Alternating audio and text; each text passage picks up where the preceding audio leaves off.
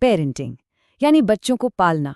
हम सब चाहते हैं कि हमारे बच्चों का भविष्य शानदार हो, है ना? पर जरा सोचिए, क्या पेरेंटिंग सिर्फ कुछ तरीकों और तकनीकों का नाम है, या ये इससे कहीं ज्यादा गहरा है? आज हम महात्मा बुद्ध की शिक्षाओं की रोशनी में पेरेंटिंग को एक बिल्कुल अलग नजरिए से देखने वाले हैं, एक आध्यात्मिक साधना की तरह। ये सिर्फ एक बच्चे को सफल बनाने की बात नहीं है, बल्कि एक ऐसी यात्रा है जो उसे एक जागरूक, एक कॉन्शियस सोल बना सकती है। देखिए, बुद्ध के हिसाब से परवरिश कोई तकनीक है ही नहीं। ये तो एक ध्यान है, एक तपस्या। मतलब ये कोई बाहर से सीखी जाने वाली चीज नहीं है, बल्कि इसकी शुरुआत तो माता पिता की अपनी आंतरिक शांति और जागरूकता से होती है। ये आत्मा से आत्मा तक का एक गहरा कनेक्शन है। तो चलिए, सबसे पहले खुद से ये सवाल पूछते हैं। एक माता पिता के तौर पर कोई अपने बच्चे को क्या बनाना चाहता है? समाज पर एक बोझ, या फिर एक ऐसा प्रकाश जो दुनिया को रोशन कर दे? यकीन मानिए, इसी एक सवाल का जवाब इस पूरी यात्रा की दिशा तय कर देता है। तो पहला हिस्सा है सवारें स्वयं का जीवन। बुद्ध की शिक्षाओं का ये सबसे पहला और सबसे जरूरी सिद्धांत है कि पेरेंटिंग की शुरुआत बच्चे से नहीं, बल्कि खुद माता पिता से होती है। आइए समझते हैं कि इसका असल में मतलब क्या है। अक्सर पेरेंट्स इस बात पर बहुत ध्यान देते हैं कि वो अपने बच्चे से क्या कह रहे हैं, कौन से निर्देश दे रहे हैं, लेकिन बुद्ध कहते हैं कि बच्चा हमारी बातों को नहीं, हमारे होने के तरीके को पकड़ता है। मतलब आप क्या हैं, आपका व्यक्तित्व कैसा है, असली शिक्षा तो वही है। ये बात बहुत गहरी है, बहुत शक्तिशाली। जरा सोचिए, अगर किसी के मन में खुद ही बेचैनी हो, तो वो अपने बच्चे को शांत रहना कैसे सिखा सकता है? अगर जीवन में खुद ही सच्चाई ना हो, तो ईमानदारी का पाठ कैसे पढ़ाया जा सकता है? क्योंकि बच्चा वो नहीं सीखता जो उसके माता पिता कहते हैं, वो तो बस वो बन जाता है जो उसके माता पिता होते हैं। बच्चा तो बस एक आईने की तरह होता है, जिसमें पेरेंट्स का ही अक्स दिखाई देता है। अगर माता पिता बेचैन और परेशान हैं, तो बच्चा भी उसी बेचैनी को अपना लेता है। और अगर वो शांत और प्यार से भरे हुए हैं, तो बच्चा भी उसी ऊर्जा को महसूस करता है और वैसा ही बन जाता है।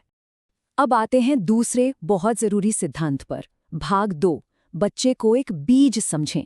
बुद्ध सिखाते हैं कि बच्चे को एक खाली बर्तन की तरह मत देखो जिसे हमें भरना है।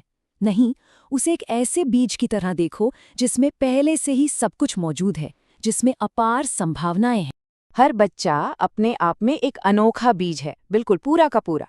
परवरिश का असली मकसद उस पर अपने अधूरे सपने थोपना नहीं है, बल्कि उसे खुद से मिलवाना है। उसके अंदर जो खूबसूरती छिपी है, उसे जगाना है। देखिए, एक नीम के बीज को आप आम का पेड़ बनने के लिए मजबूर नहीं कर सकते, है ना? आप उसे बस अच्छा माहौल दे सकते हैं, पानी दे सकते हैं, धूप दे सकते हैं, ताकि वो एक अच्छा नीम का पेड़ बन सके। ठीक इसी तरह एक बच्चे को उसकी फितरत, उसके नेचर के खिलाफ कुछ और बनने के लिए मजबूर नहीं किया जा सकता। माता पिता का काम तो बस माली जैसा है, जो उसकी यात्रा में उसकी मदद करे। और यहीं इसी बात पर बुद्ध एक बहुत बहुत सख्त चेतावनी देते हैं। वो कहते हैं, तुलना ही सबसे बड़ी हिंसा है। जी हाँ, हिंसा। जरा सोचिए, जब हम एक बच्चे की तुलना किसी और से करते हैं, तो हम अनजाने में उसकी पहचान, उसकी मौलिकता को खत्म कर रहे होते हैं। हम उसे ये बता रहे होते हैं कि तुम जैसे हो वैसे काफी नहीं हो। और इससे बड़ा जख्म और क्या हो सकता है? तो अब तीसरा हिस्सा है घर का शांत वातावरण। जब हमने पेरेंट की आंतरिक स्थिति और बच्चे की प्रकृति को समझ लिया, तो अब उन प्रैक्टिकल कदमों पर आते हैं जिनसे घर को एक मंदिर जैसा बनाया जा सकता है, एक ऐसी जगह जहां बच्चा खुद ब खुद खिल सके। बुद्ध के अनुसार घर को मंदिर बनाने के 3 मजबूत स्तंभ है। पहला, सात्विक भोजन, जो मन को शांत रखता है। दूसरा, प्रेमपूर्ण स्पर्श, जो बच्चे को सुरक्षा का एहसास देता है। और तीसरा, शांत संवाद, जिससे विश्वास की नींव बनती है। ये बातें भले ही छोटी लगे, पर इनका असर बहुत गहरा होता है। सादा प्राकृतिक खाना बच्चे के स्वभाव को स्थिर रखता है। एक प्यार भरा स्पर्श, एक हग, कई बार 1000 शब्दों से ज्यादा कह जाता है। और जब बच्चे को बिना टोके पूरे ध्यान से सुना जाता है, तो उसके दिल में एक गहरा भरोसा पैदा होता है। अब चौथा हिस्सा, मार्गदर्शक बने, मालिक नहीं।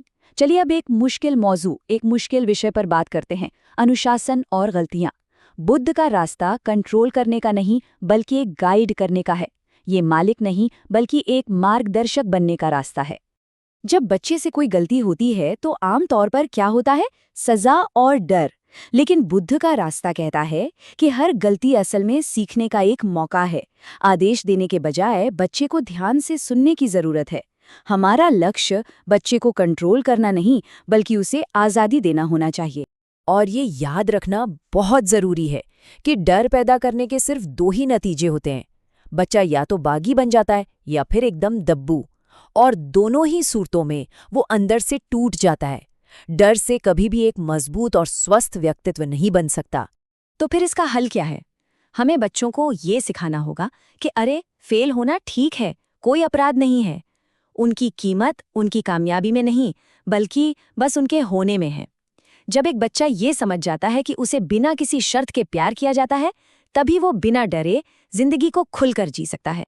और अब 5वां और आखिरी हिस्सा, उन्हें अपना प्रकाश बनने दें। ये सारे सिद्धांत हमें परवरिश के अंतिम लक्ष्य तक लेकर आते हैं, और ये लक्ष्य बच्चे को किसी और की परछाई बनाना नहीं है, बल्कि उसे अपना खुद का प्रकाश बनने में मदद करना है। इस रास्ते पर मंजिल सिर्फ एक कामयाब डॉक्टर या इंजीनियर बनाना नहीं है। असली मंजिल तो एक ऐसी जागरूक आत्मा को तैयार करना है जो अपने अंदर की समझ से, अपनी बुद्धि से जिंदगी की मुश्किलों का सामना कर सके। एक ऐसा इंसान जो बाहरी तारीफ या आलोचना पर निर्भर ना हो। और यही बुद्ध का सबसे आखिरी और सबसे शक्तिशाली संदेश है। अपने बच्चे को ऐसा बनाओ कि वो स्वयं अपना प्रकाश बन जाए। सच्ची परवरिश यही है। उन्हें अपनी छांव जरूर दो, लेकिन उड़ने के लिए पूरा आसमान भी दो। तो आखिर में सवाल बस एक ही बचता है, क्या हम इस सफर के लिए तैयार हैं? ये सफर जो सिर्फ बच्चे को बदलने का नहीं, बल्कि खुद को बदलने का है। खुद को और ज्यादा जागरूक बनाने का है, ताकि आने वाली पीढ़ी भी जागरूक हो सके। इसका जवाब हर किसी को अपने अंदर ही खोजना होगा।